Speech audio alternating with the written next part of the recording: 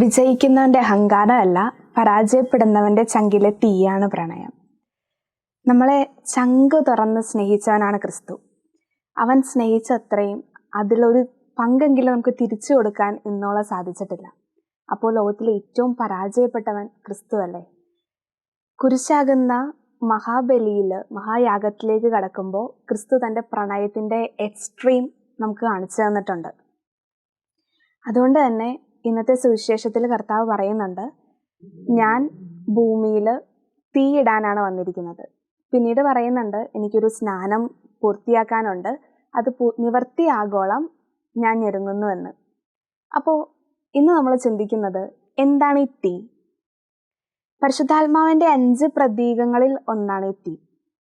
അതുകൊണ്ടാണ് കർത്താവ് പറയുന്നത്, ഭൂമിയിൽ തീയിടാനാണ് ഞാൻ വന്നിരിക്കുന്നത്, അത് ഇതിനകം കത്തിജ്വലിച്ചിരുന്നെങ്കിലെന്ന്. ക്രിസ്തു നമ്മെ സ്നേഹിച്ച ആ പ്രണയം, അതിൻ്റെ എക്സ്ട്രീം തലത്തിലേക്ക് നമ്മൾ ക്രിസ്തുവിനെ തിരിച്ചു കൊടുക്കണമെങ്കിൽ പരിശുദ്ധാത്മാവിൻ്റെ സഹായം വേണം. അപ്പോൾ കർത്താവ് ദാനമായി തന്ന പരിശുദ്ധാത്മാവിനെ നമ്മൾ നമ്മുടെ ഹൃദയത്തിൽ സ്വീകരിച്ചാൽ മാത്രമേ നമുക്ക് കർത്താവിനത് തിരിച്ചു കൊടുക്കാൻ സാധിക്കുകയുള്ളൂ.